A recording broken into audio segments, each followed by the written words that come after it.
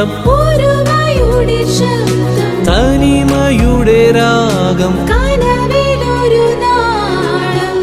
പ്രകാശനായ പ്രകാശിക മലങ്കരദർശൻ.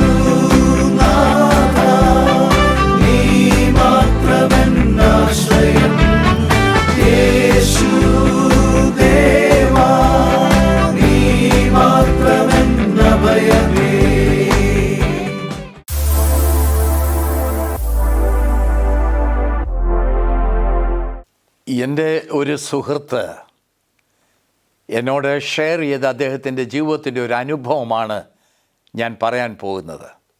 ഇത് അദ്ദേഹത്തിൻ്റെ അനുവാദത്തോടു കൂടി തന്നെയാണ് ഞാൻ പറയുന്നത്.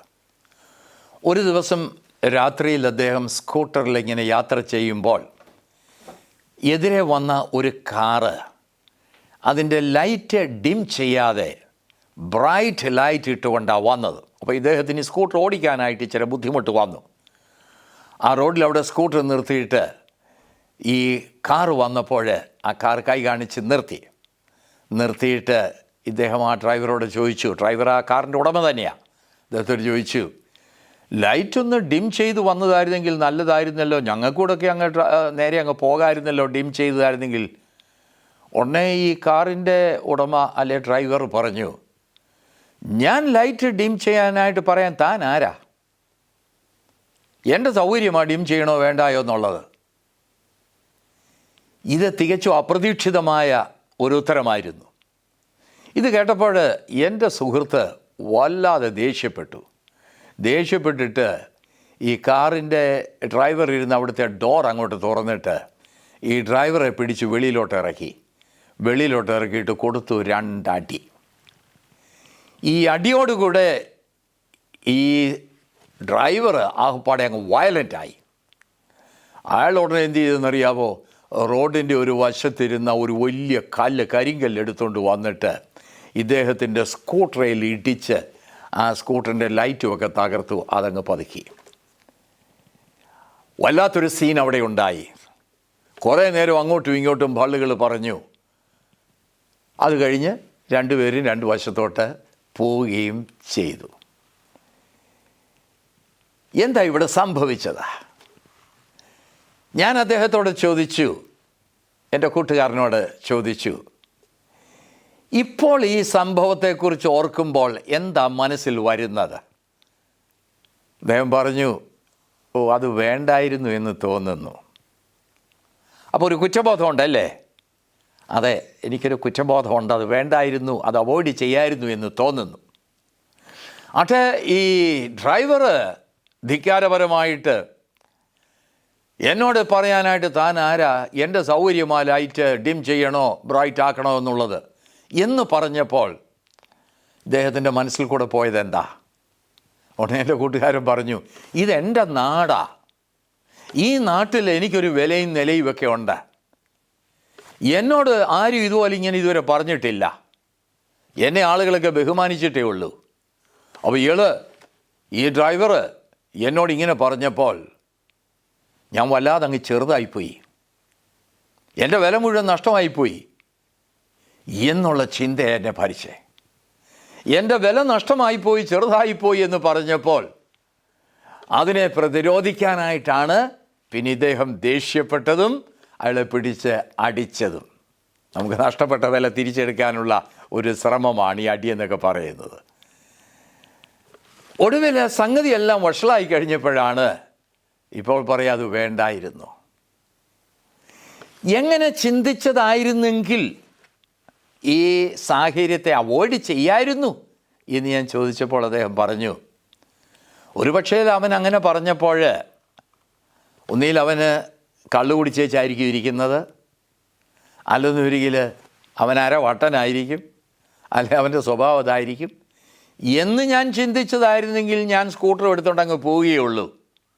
പക്ഷെ ഒരിക്കൽ ഞാൻ അങ്ങനെ ചിന്തിച്ചില്ല, നേരെ തിരിച്ചാണ് ചിന്തിച്ചത്. ഞാനിവിടെ ചെറുതായിപ്പോയി, ഞാനിവിടെ വിലയില്ലാത്തവനായിപ്പോയി എന്ന് ചിന്തിച്ചപ്പോഴാണ് ഈ പ്രശ്നം ഉണ്ടായത്. നമ്മൾ അറിയുന്നില്ല, നമ്മളിൽ വൈകാരിക വിസ്ഫോടനമുണ്ടാകുമ്പോൾ, വൈകാരികമായിട്ട് പക്വതയില്ലാത്ത ഒരു അവസ്ഥയുടെ ഒരു ഉദാഹരണം ഞാൻ പറഞ്ഞു എന്ന് മാത്രമേ ഉള്ളൂ. നമ്മുടെ നാട്ടിൽ ഏതെങ്കിലും പ്രേമം പൊളിയുന്ന സമയത്ത് ഒരു പെൺകുട്ടി പ്രേമിച്ചതിന് ശേഷം ഒരുവനെ ഇട്ടേച്ചു പോവുകയാണെങ്കിൽ അവനുടനെ വൈകാരികമായിട്ട് അവൻ അസ്വസ്ഥനാകും. ആസിഡ് കൊണ്ടുപോയി അവിടെ മുഖത്തൊഴിക്കുക, അല്ലെ ഈയിടെ നടന്നതുപോലെ അവളെ കുത്തിക്കൊല്ലുക, ഇവൻ പോയി ആത്മഹത്യ ചെയ്യുക. ഇങ്ങനെയുള്ള വൈകാരിക വിസ്ഫോടനം നമ്മുടെ ചെറുപ്പക്കാരുടെ ഇടയിൽ ഒരുപാട് നടക്കുന്നുണ്ട്.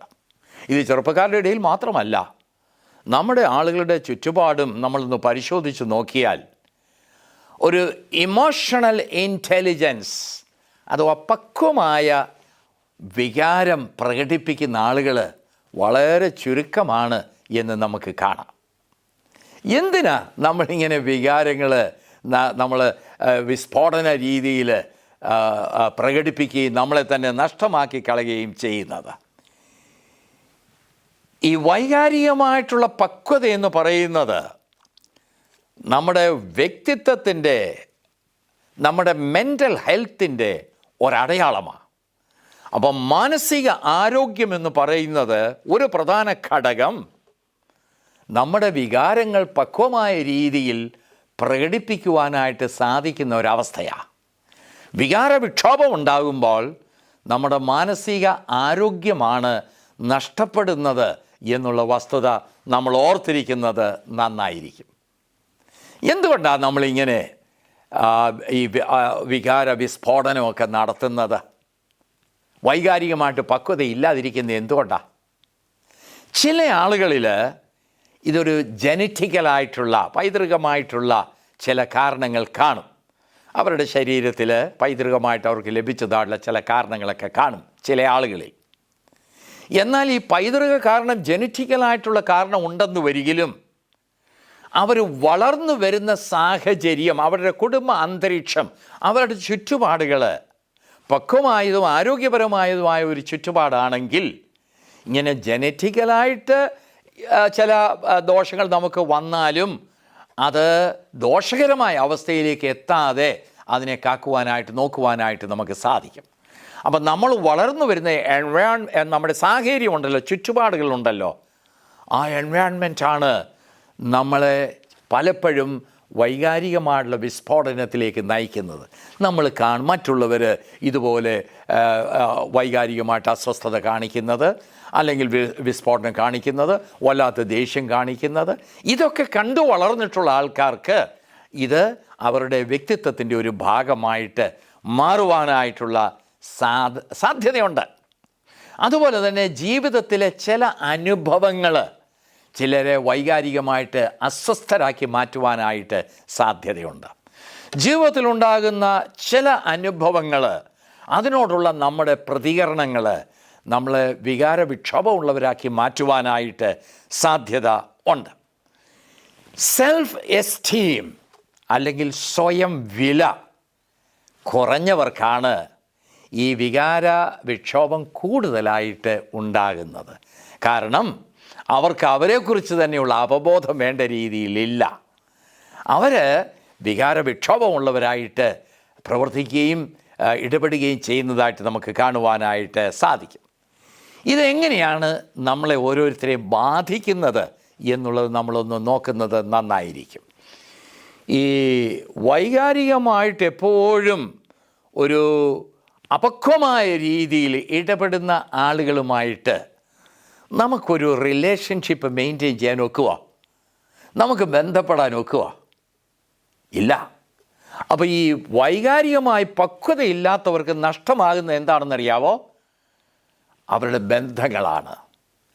സുഹൃത്ത് ബന്ധങ്ങൾ മാത്രമല്ല, ഭവനത്തിലെ ബന്ധങ്ങളും, ഭാര്യ ഭർത്താക്കന്മാർ തമ്മിലുള്ള ബന്ധങ്ങളിൽ ഈ വൈകാരികമായിട്ടുള്ള വിക്ഷോഭങ്ങളാണ് ഒരുപാട് പ്രശ്നങ്ങളുടെയും കാരണം എന്ന് നമുക്ക് കാണുവാനായിട്ട് സാധിക്കും. വൈകാരികമായിട്ട് പക്വതയില്ലാത്ത അവസ്ഥ റിലേഷൻഷിപ്പിനെ ബാധിക്കും, നമ്മുടെ ബന്ധങ്ങളെ ബാധിക്കും. നമ്മൾ അങ്ങനെയുള്ളൊരു വ്യക്തിയാണെങ്കിൽ നമ്മളോട് അടുക്കുവാനായിട്ട് ആളുകൾ ആഗ്രഹിക്കുകയില്ല. നമ്മൾ ആരോടെങ്കിലും അഥവാ ഒരു ഫ്രണ്ട്ഷിപ്പ് ഉണ്ടായിരുന്നെങ്കിൽ നമ്മുടെ ഈ വൈകാരിക അപക്വത പ്രകടിപ്പിച്ചു കഴിയുമ്പോൾ തന്നെ അവർ നമ്മളെ വിട്ടു പോവുകയും ചെയ്യും. അപ്പോൾ നമുക്ക് നഷ്ടമാകുന്നത് നമ്മുടെ ബന്ധങ്ങളാകുന്നു എന്നുള്ളത് നമ്മൾ മനസ്സിലാകണം. രണ്ടാമത്, ഇങ്ങനെയുള്ള ആൾക്കാർക്ക് അവരുടെ മാനസിക സ്വസ്ഥതയാണ് അവർക്ക് നഷ്ടമാകുന്നത്. മാനസികമായിട്ട് അവർക്ക് സ്വസ്ഥത അനുഭവിപ്പാനായിട്ട് പലപ്പോഴും സാധിക്കത്തില്ല. എപ്പോഴും ഇങ്ങനെ വിക്ഷോഭിച്ചുകൊണ്ടിരിക്കുന്നതായിട്ടുള്ള ഒരു അനുഭവമായിരിക്കും. അവർക്ക് എപ്പോഴും ടെൻഷൻ ഉണ്ടായിരിക്കും, ആങ്സൈറ്റി ഉണ്ടായിരിക്കും, വറി ഉണ്ടാകും. അവരെപ്പോഴും ഇങ്ങനെ ആങ്ഷ്യസ് ആയിട്ടിരിക്കുന്ന ഒരവസ്ഥയിൽ എത്തിച്ചേരും. അങ്ങനെയുള്ളവർക്ക് മനസ്സമാധാനം ഉണ്ടാകത്തില്ല. അവർക്ക് സ്വസ്ഥമായിട്ട് കിടന്ന് ഉറങ്ങാനായിട്ട് സാധിക്കത്തില്ല. ഇതൊക്കെ നമ്മുടെ ശരീരത്തിൻ്റെ ആരോഗ്യത്തെ ഒരു നല്ല പരിധി വരെ ബാധിക്കുന്നതാണ് എന്ന് നമ്മൾ ഓർക്കണം. കാരണം നമ്മൾ വികാരവിക്ഷോഭം കാണിക്കുന്ന അവസരത്തിൽ, വികാര വിസ്ഫോടനത്തിൻ്റെ അനുഭവത്തിൽ നമ്മുടെ ശരീരത്തിൽ ഒരുപാട് മാറ്റങ്ങൾ നമുക്കുണ്ടാകും. ആവശ്യമില്ലാത്ത ഹോർമോണുകളൊക്കെ പുറപ്പെടുവിക്കും. അത് നമ്മുടെ ആരോഗ്യത്തെ ബാധിക്കും. നമ്മൾ പെട്ടെന്ന് രോഗികളായിട്ട് മാറും.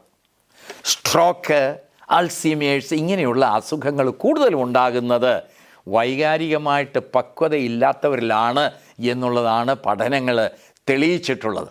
അപ്പോൾ നമ്മൾ ഇങ്ങനെ പക്വതയില്ലാത്ത ഒരു വികാരജീവിയാണെന്ന് വരികിൽ നമുക്ക് സംഭവിക്കുന്നത് നമ്മുടെ ബന്ധങ്ങൾ നമുക്ക് നഷ്ടപ്പെടും. അതുപോലെ തന്നെ നമ്മുടെ മാനസികമായിട്ടുള്ള ഉല്ലാസം അല്ലെങ്കിൽ മാനസികമായിട്ടുള്ള സമാധാനം നമുക്ക് നഷ്ടപ്പെടും. നമ്മുടെ ശാരീരിക ആരോഗ്യം നമുക്ക് നഷ്ടപ്പെടും. ഇത് മൂന്നും വരുമ്പോഴത്തേക്ക് നമ്മുടെ ജീവിതത്തിൻ്റെ എല്ലാ മേഖലകളെയും ഇത് ബാധിച്ച് കഴിഞ്ഞു. അതുകൊണ്ട് വൈകാരികമായിട്ടുള്ള ഒരു പക്വത നമുക്കുണ്ടാകേണ്ടതായിട്ടുള്ള ആവശ്യം ഉണ്ട് എന്നുള്ളത് നമ്മൾ മനസ്സിലാക്കണം. അങ്ങനെയൊന്നും വരികിൽ ഇതെങ്ങനെ നമുക്ക് നേടിയെടുക്കാനായിട്ട് സാധിക്കും? വൈകാരികമായിട്ടുള്ളൊരു പക്വത നമുക്ക് എങ്ങനെ ഉണ്ടാക്കാനായിട്ട് സാധിക്കും? ഒന്നാമത് നമ്മൾ ഓർത്തിരിക്കേണ്ട ഒരു സംഗതി, നമ്മൾ എന്തെങ്കിലും വികാരക്ഷോഭങ്ങൾ ഉണ്ടാകുമ്പോൾ പെട്ടെന്ന് നമ്മൾ അതിനെക്കുറിച്ച് അവെയറാകണം. അതിനെക്കുറിച്ചുള്ള ഒരു ബോധ്യം നമുക്ക് വരണം. ഞാൻ വികാരവിക്ഷോഭം ഇപ്പോൾ നടത്തിക്കൊണ്ടിരിക്കുകയാണ്, അല്ലെങ്കിൽ എന്നിൽ ദേഷ്യം വന്നുകൊണ്ടിരിക്കുകയാണ്, ടെൻഷൻ വന്നുകൊണ്ടിരിക്കുകയാണ്. ഇതിനെക്കുറിച്ചുള്ള ഒരു അവെയർനെസ് നമ്മുടെ മനസ്സിലുണ്ടാകണം. ഈ അവെയർനെസ് ഉണ്ടാകുമ്പോൾ തന്നെ ഒരു പരിധി വരെ നമുക്കതിനെ മോണിറ്റർ ചെയ്യുവാനായിട്ട് സാധിക്കും, അതിനെ കൈകാര്യം ചെയ്യുവാനായിട്ട് നമുക്ക് സാധിക്കും. അപ്പം നമ്മുടെ വികാരത്തെക്കുറിച്ചുള്ള ഒരു അവബോധവും അതിനെ മോണിറ്റർ ചെയ്യുവാനായിട്ടുള്ള നമ്മുടെ ഒരു ശ്രമവും ഒരു പരിധി വരെ ഈ അപക്വമായ വികാര പ്രകടനത്തിൽ നിന്ന് നമ്മളെ രക്ഷിക്കാനായിട്ട് അല്ലെ വിടുവിക്കുവാനായിട്ട് സാധിക്കും. അതോടൊപ്പം തന്നെ നമ്മുടെ സ്വയം വില നമ്മൾ വളർത്തിക്കൊണ്ട് വരണം. നമ്മൾ ആരെക്കാളും മോശമൊന്നും അല്ല. എനിക്ക് എൻ്റേതായ വിലയുണ്ട്, എനിക്ക് എൻ്റേതായ നല്ലൊരു പേഴ്സണാലിറ്റി ഉണ്ട്. അത് ഞാൻ നഷ്ടമാക്കുകയില്ല. ഒരു സ്വയം വില എനിക്കുണ്ടെന്ന് വരികിൽ നമ്മുടെ വികാര പ്രകടനങ്ങളൊക്കെ മിക്കവാറും പക്വമായ രീതിയിൽ തന്നെ ആയിരിക്കും. അതിന് യാതൊരു സംശയമില്ല. നമ്മുടെ മെൻ്റൽ ഹെൽത്ത്, മാനസികാരോഗ്യത്തെക്കുറിച്ച് അല്പം മുമ്പ് ഞാൻ പറഞ്ഞു. ഈ വികാരങ്ങൾ പുറപ്പെടുവിക്കുന്ന അല്ലെങ്കിൽ കൈകാര്യം എക്സ്പ്രസ് ചെയ്യുന്ന രീതി, അത് നമ്മുടെ മാനസിക ആരോഗ്യത്തിൻ്റെ ഒരു അളവ് കോലും കൂടെയാണ്. അപ്പം നമ്മുടെ മാനസിക ആരോഗ്യം വർദ്ധിക്കണമെങ്കിൽ ഇത് നമ്മൾ കൈകാര്യം ചെയ്യണം, പ്രോപ്പറായ രീതിയിൽ കൈകാര്യം ചെയ്യണം. പക്വമായ വികാരം പ്രകടിപ്പിക്കുന്ന ഒരനുഭവം നമുക്കുണ്ടെങ്കിൽ നമ്മൾ മാനസികമായിട്ട് ആരോഗ്യം ഉള്ളവരായിരിക്കും. നാലാമത് നമ്മൾ മനസ്സിലാക്കിയിരിക്കേണ്ട ഒരു സംഗതി, ഏത് വികാര വിക്ഷോഭം ഉണ്ടായാലും ഞാൻ അതിൻ്റെ ഉത്തരവാദി. സ്വയം ഉത്തരവാദിത്തം ഏറ്റെടുക്കണം. എൻ്റെ സുഹൃത്തിൻ്റെ കഥ ഞാൻ ആദ്യമേ പറഞ്ഞു. അദ്ദേഹം വികാരവിക്ഷോഭം കാണിച്ച് ആ ഡ്രൈവർക്ക് 2 അടി കൊടുത്തു. എന്താ കാരണം എന്ന് ഞാൻ ചോദിച്ചപ്പോഴാണ് അദ്ദേഹം പറഞ്ഞത്, ഞാൻ മുമ്പേ പറഞ്ഞല്ലോ. അതായത് ഞാൻ അങ്ങ് മോശമായിപ്പോയി, ചെറുതായിപ്പോയി, വില നഷ്ടപ്പെട്ടു പോയി എന്ന് ഞാൻ ചിന്തിച്ചപ്പോഴാണ് എൻ്റെ നിയന്ത്രണം വിട്ടുപോയത്. അപ്പോൾ അവിടെ നമ്മൾ ചെയ്യേണ്ടതായിട്ടുള്ള ഒരു സംഗതി, ഞാൻ എന്നെക്കുറിച്ച് എങ്ങനെ ചിന്തിക്കുന്നോ ആ ചിന്തയാണ് എനിക്ക് വികാരം തരുന്നത്. ഞാൻ ചിന്തിക്കുന്നതിൽ ചില പാളിച്ചകൾ പറ്റുമ്പോൾ ആ വികാരങ്ങൾ അപക്വമായ രീതിയിൽ വെളിയിലേക്ക് വരും. ഞാൻ എന്നെക്കുറിച്ച് ചിന്തിക്കുന്ന ചിന്തയാണ് ഒന്നിൽ പക്വമായ വികാരം അല്ലെങ്കിൽ അപക്വമായ വികാരം എനിക്ക് തരുന്നത്. ഈ ഉൾക്കാഴ്ച എപ്പോഴും ഉണ്ടായിരിക്കണം. ആ ഡ്രൈവർ അല്ല ഇദ്ദേഹത്തെ ഇതുപോലെ വിക്ഷോഭമുള്ളവനാക്കി മാറ്റിയത്, ദേഷ്യമുള്ളവനാക്കി മാറ്റിയത്. ഡ്രൈവർ പറഞ്ഞു, എൻ്റെ സൗകര്യമാണ് ലൈറ്റ് ഓഫ് ചെയ്യണോ വേണ്ടായോ എന്നുള്ളത്. അപ്പോൾ ഇദ്ദേഹം സ്വയം മനസ്സിൽ ചിന്തിക്കുക, അവൻ കള്ള് കുടിച്ചേച്ച് വന്നതാ, അല്ലെന്ന് വരികിൽ അവൻ നല്ല സുബോധമുള്ളവനല്ല, അല്ലെന്നൊരു അങ്ങനെയുള്ള സ്വഭാവമുള്ളവനാണ് എന്ന് ചിന്തിച്ചാൽ നമ്മുടെ ഈ പക്വമായ വികാരത്തിന് വല്ല കുഴപ്പം ഉണ്ടാകുമോ? ഉണ്ടാകത്തില്ല. എന്നാൽ എന്നെ അവൻ ചെറുതാക്കി എന്ന് ചിന്തിച്ചപ്പോഴാണ് അവിടെ നമുക്ക് വികാരവിക്ഷോഭമുണ്ട്. ഒരിക്കലും ആർക്കും ഒരാൾക്ക് നമ്മളെ ചെറുതാക്കാൻ ഒക്കത്തില്ല കേട്ടോ. മറ്റൊരാൾക്ക് നമ്മുടെ വില കളയാനായിട്ടൊക്കത്തില്ല. നമ്മുടെ വില കളയുന്നത് നമ്മൾ തന്നെയാണ്. നമ്മൾ എങ്ങനെ ചിന്തിക്കുന്നോ ആ ചിന്തയ്ക്ക് അനുസരണമാണ് നമ്മുടെ വികാരത്തിൻ്റെ പക്വത അല്ലെങ്കിൽ അപക്വത എന്ന് പറയുന്നത്. നമ്മൾ അപ്പോൾ സ്വയം ഉത്തരവാദിത്വം ഏറ്റെടുക്കുന്നതോടുകൂടെ സാഹചര്യങ്ങളെ കുറേയൊക്കെ ഒരു നല്ല ഒരു നർമ്മബോധത്തോടുകൂടെ കൈകാര്യം ചെയ്യുവാനായിട്ട് നമ്മൾ പഠിച്ചാൽ ഒരുപാട് മേഖലകളിൽ നമുക്ക് പല കുഴപ്പങ്ങളുണ്ടാകാതെ നോക്കാനായിട്ട് സാധിക്കും. കാര്യങ്ങളെ ഒരുമാതിരി നർമ്മബോധത്തോടു കൂടി നേരിടുവാനുള്ള ഒരു കഴിവ് നമുക്കുണ്ടാകണം. ഓരോ അനുഭവത്തിൽ നിന്നും പുതിയ പുതിയ പാഠങ്ങൾ പഠിക്കുവാനായിട്ടുള്ളൊരു മനസ്സ് നമുക്കുണ്ടാകണം. ആ പാഠങ്ങൾ പഠിക്കുമ്പോഴാണ് നമ്മൾ കൂടുതലായിട്ട് മാച്വറായിട്ട് പക്വമതികളായിട്ട് വളരുന്നത്. ആരെങ്കിലും നമ്മളെ ഒന്ന് വിമർശിച്ചാൽ അതിനെ നിസ്സംഗതയോടെ കാണുവാനായിട്ട് നമ്മളെ കൊണ്ട് സാധിക്കണം. മറ്റൊരാൾ നിങ്ങളെ വിമർശിച്ചാൽ അത് നിങ്ങളുടെ കുഴപ്പം കൊണ്ട് മാത്രമായിരിക്കുകയില്ല. പിന്നെന്തുകൊണ്ടാണ്? വേറൊരാൾ വിമർശിക്കുന്നത് എന്താണെന്ന് ചോദിച്ചാൽ ആ വിമർശിക്കുന്ന ആളുടെ കുഴപ്പം തന്നെയാകാം. അവൻ അങ്ങനെയാണ്, അതുകൊണ്ടാണ് അവൻ ഇങ്ങനെ വിമർശിക്കുന്നത്. ചില ആളുകളെ കണ്ടിട്ടുണ്ടോ, നിരന്തരമായിട്ട് മറ്റുള്ളവരെ വിമർശിച്ചുകൊണ്ട് നടക്കും. അവരുടെ വായിൽ നിന്ന് ഈ വിമർശനമേ വരത്തുള്ളൂ. എന്തുകൊണ്ടാണ്?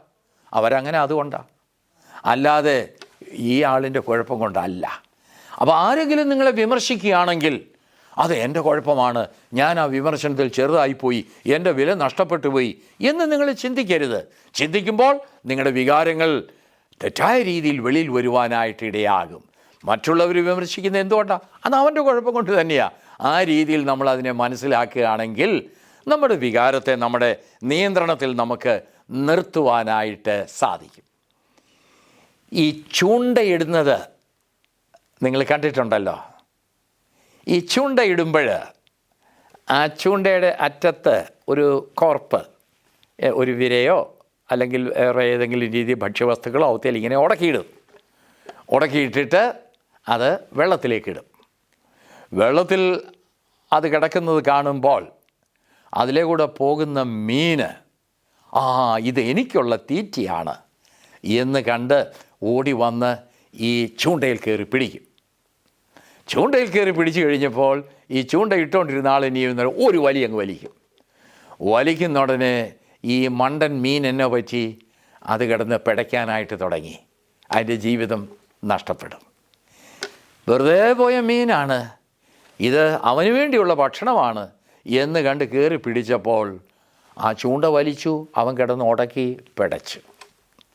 പലപ്പോഴും പല ആളുകൾ നമ്മളോട് ഇടപെടുന്ന സാഹചര്യങ്ങളിൽ പല ആളുകൾ ഇതുപോലെ ചെറിയ ചൂണ്ടകളിട്ട് തരും നമുക്ക്, കയറി പിടിക്കുന്നുണ്ടോ ഇല്ലയോ എന്നറിയാനായിട്ട്.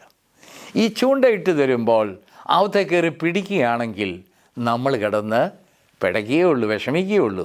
ഈ ചൂണ്ട കയറി പിടിച്ചു കഴിഞ്ഞാൽ നമ്മൾ സകല നിയന്ത്രണങ്ങളും വിട്ടുപോകും. നമ്മുടെ വികാര വിസ്ഫോടനം അവിടെ നടക്കുവാനായിട്ടിടയാകും. എൻ്റെ ഒരു സുഹൃത്ത് അച്ഛൻ പറഞ്ഞ, അദ്ദേഹത്തിൻ്റെ അനുഭവത്തിൽ നിന്ന് പറഞ്ഞ ഒരു സംഭവം കൂടെ പറഞ്ഞ് ഞാൻ അവസാനിപ്പിക്കാം. അദ്ദേഹം ട്രെയിനിൽ യാത്ര ചെയ്യുമ്പോൾ അടുത്തിരുന്ന ഒരാൾ ഇങ്ങനെ പുക വലിച്ചുകൊണ്ടിരിക്കുക. കുറച്ച് നേരം അച്ഛൻ സഹിച്ചു. കുറച്ച് കഴിഞ്ഞുകൊണ്ട് ഒരു അസഹ്യമായിട്ട് ഈ സുഹൃത്തിനോട് പറഞ്ഞു, ദയവ് ചെയ്ത് ഒന്നിലങ്ങ് മാറിയിരുന്നു വലിക്ക്, അല്ലെന്നൊരിയിൽ ആ പുകവലി ഒന്ന് നിർത്താമോ പ്ലീസ് എന്ന് ചോദിച്ചു. ഉടനെ പെട്ടെന്ന് അയാൾ, അയ്യോ സോറി ഫാദറെ, ഞാൻ അങ്ങനെ ഉപദ്രവം ഉണ്ടാകുമെന്ന് ഓർത്തൊന്നും ചെയ്തതല്ല, സോറി എന്ന് പറഞ്ഞ് അദ്ദേഹം ആ സിഗരറ്റ് കെടുത്തി വെളിയിലേക്ക് കളഞ്ഞു. ഇത് കണ്ടപ്പോൾ ഓപ്പോസിറ്റ് സൈഡിലെ സീറ്റിലിരുന്ന മറ്റൊരു വ്യക്തി ഉടനെ അയാളുടെ പോക്കറ്റിൽ നിന്ന് ഒരു സിഗരറ്റ് എടുത്തിട്ട് അയാൾ കത്തിച്ച് വലിച്ച് പുക ഇങ്ങോട്ട് വിടാനായിട്ട് തുടങ്ങി. കുറച്ച് നേരം അയാൾ പുക വിട്ടിട്ടും ഈ അച്ഛനൊന്നും മിണ്ടിയില്ല. കുറേ നേരം കഴിഞ്ഞിട്ട് അയാളുടെ സിഗരറ്റ് കളഞ്ഞു വെച്ച് പോവുകയും ചെയ്തു. എന്താ ഇവിടെ സംഭവിച്ചത്? ഈ ആദ്യത്തെ ആൾ ഈ സിഗരറ്റ് കളഞ്ഞ അവസരത്തിൽ രണ്ടാമത്തെ ആൾ എന്നാൽ ഞാനൊന്ന് കാണിക്കാം എന്ന് പറഞ്ഞ് അദ്ദേഹം ഒരു സിഗരറ്റ് എടുത്ത് കത്തിച്ചു. അത് ഒരു ചൂണ്ടയിട്ട് കൊടുത്തതാണ്. ഈ അച്ഛൻ കയറി പിടിക്കുമോ ഇല്ലയോ എന്ന് അറിയാനായിട്ടാണ്. ബുദ്ധിമാനായ അച്ഛൻ അവത്തെ കയറി പിടിച്ചില്ല. പിടിക്കാഞ്ഞത് കൊണ്ട് അച്ഛൻ രക്ഷപ്പെട്ടു. അല്ലെങ്കിൽ ഇത് പിടിച്ചു കഴിഞ്ഞാൽ ഒരു വഴക്കുണ്ടാക്കണം എന്നുള്ള ഒരു താല്പര്യത്തോടു കൂടിയാണ് ഈ രണ്ടാമത്തെ ആൾ സിഗരറ്റ് എടുത്ത് കത്തിച്ചത്. നമ്മൾ അറിയാതെ ഇതുപോലെയുള്ള ഒരുപാട് ചൂണ്ടകൾ ഓരോരുത്തരും നമ്മുടെ മുൻപിൽ ഇട്ട് തരും. വെറുതെ കയറി പിടിക്കരുത്. കയറി പിടിച്ചാൽ വികാര വിസ്ഫോടനം അവിടെ ഉണ്ടാകും. നമ്മൾ നാണക്കെടും. മാത്രമല്ല ബന്ധങ്ങൾ പലതും നമുക്ക് നഷ്ടമാകും എന്നുള്ളത് നമ്മൾ ഓർക്കണം. അപ്പോൾ വൈകാരികമായിട്ട് പക്വമായ ഒരു അനുഭവത്തിലേക്ക് വരുന്നതാണ് നമ്മുടെ മാനസിക ആരോഗ്യം എന്ന് പറയുന്നത്. അങ്ങനെ മാനസിക ആരോഗ്യമുള്ളൊരു വ്യക്തിത്വത്തിൻ്റെ ഉടമകളായിട്ട് നമ്മൾ തീരുമ്പോൾ അത് നമ്മുടെ സമൂഹവും ആരോഗ്യമുള്ള ഒരു സമൂഹമായി തീരും എന്നുള്ളതിന് യാതൊരു സംശയവും ഇല്ല. യേശുക്രിസ്തു ശിഷ്യന്മാരുമായിട്ട് ശമര്യയിലൂടെ കടന്നുപോയ അവസരത്തിൽ ശമര്യക്കാർ ഇവരെ കൈക്കൊണ്ടില്ല. ഇവരെ സ്വീകരിക്കാതെ വന്നപ്പോൾ ഉടനെ യോഹന്നാനും മറ്റും ഭയങ്കര ദേഷ്യമുള്ളവരായിട്ട് മാറി. വൈകാരികമായിട്ട് ഭയങ്കര അസ്വസ്ഥത കാണിച്ചു. നമ്മളെ സ്വീകരിക്കാത്ത ഇവരെ ഇപ്പോൾ തന്നെ ആകാശത്ത് നിന്ന് തീ ഇറങ്ങി നശിപ്പിക്കുവാനായിട്ട് പറയട്ടെ എന്നാണ് അവർ യേശുക്രിസ്തുവിനോട് ചോദിക്കുന്നത്. നിങ്ങളെ സ്വീകരിക്കാതെ വന്നവരെ ആകാശത്ത് നിന്ന് തീ ഇറങ്ങി ഇപ്പോൾ നശിപ്പിക്കണം എന്നാണ് യോഹന്നാനും മറ്റും പറയുന്നത്. കാരണം യേശുക്രിസ്തു പ്രതികരിക്കുന്നത് എന്താണെന്നറിയാവോ? നിങ്ങളിൽ ഭരിക്കുന്നത് ഏതാത്മാവാണെന്ന് നിങ്ങൾ അറിയുന്നില്ല. നിങ്ങളിൽ ഭരിക്കുന്നത് ഏതാത്മാവാണെന്ന് നിങ്ങൾ അറിയുന്നില്ല. ഞാൻ വന്നത് ഇവരെയും രക്ഷിപ്പാനായിട്ടാണ്. അതുപോലെ തന്നെ വൈകാരിക മൂർധന്യത്തിൽ ഒരു ശിഷ്യൻ വാളെടുത്ത് ഒരു പടയാളിയുടെ കാത് വെട്ടി. ആ അവസരത്തിൽ കർത്താവ് പറയുന്നത് എന്താണ്? വാളുറയിലിടുക, വാളെടുക്കുന്നവൻ വാളാൽ നശിച്ചു പോകും. വൈകാരികമായ അപക്വത നമ്മളെ നാശത്തിലേക്ക് നയിക്കും. നമ്മുടെ കർത്താവ് കാണിച്ചതായിട്ടുള്ള ആ മാർഗങ്ങൾ പറഞ്ഞ് നമുക്ക് ബോധ്യപ്പെടുത്തി തന്നതായുള്ള ആ കാര്യങ്ങൾ നമ്മൾ ഉൾക്കൊള്ളുകയാണെങ്കിൽ വൈകാരിക പക്വത നമുക്ക് ദൈവത്തോടുകൂടെ പ്രാപിപ്പാനായിട്ട് സാധിക്കും. അതിന് ദൈവം ഇടയാക്കട്ടെ എന്നുള്ള പ്രാർത്ഥനയോടുകൂടെ എൻ്റെ വാക്കിനെ ഞാൻ ചുരുക്കുന്നു.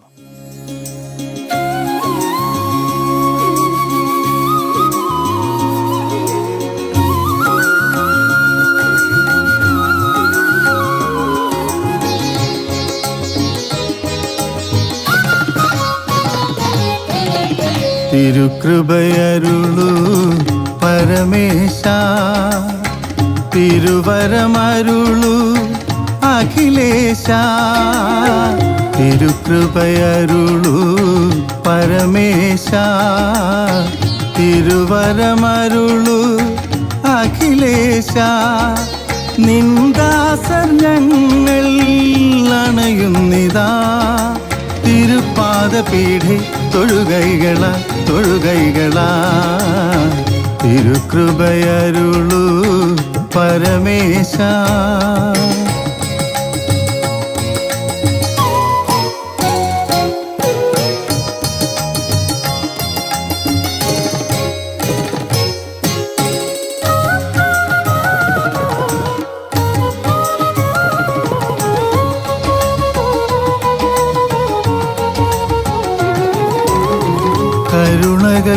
കരുണകൾക്കുടയവനേ, കരുണാവാരിധിയേ, കരുണകൾക്കുടയവനേ,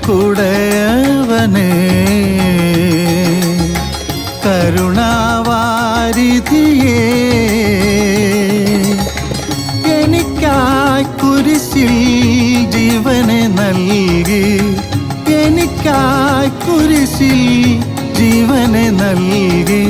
ഞാൻ ചെയ്ത പാപത്തിൻ മറുവിലയായി തിരുകൃപയരുളു പരമേശ.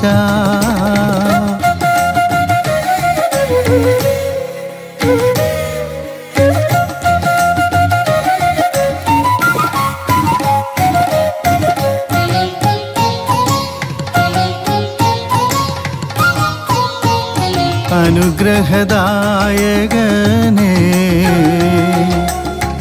ആശ്രിതവത്സലനേ, അനുഗ്രഹദായകനേ, ആശ്രിത ആശ്രിതവത്സലനേ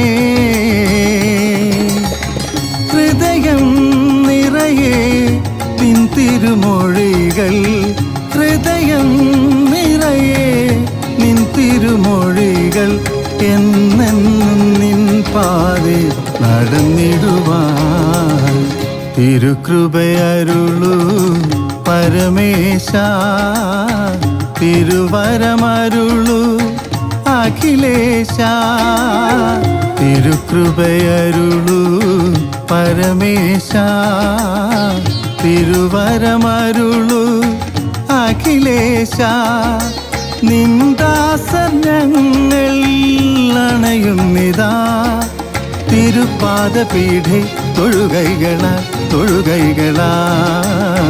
തിരുകൃപയരുളൂ പരമേശ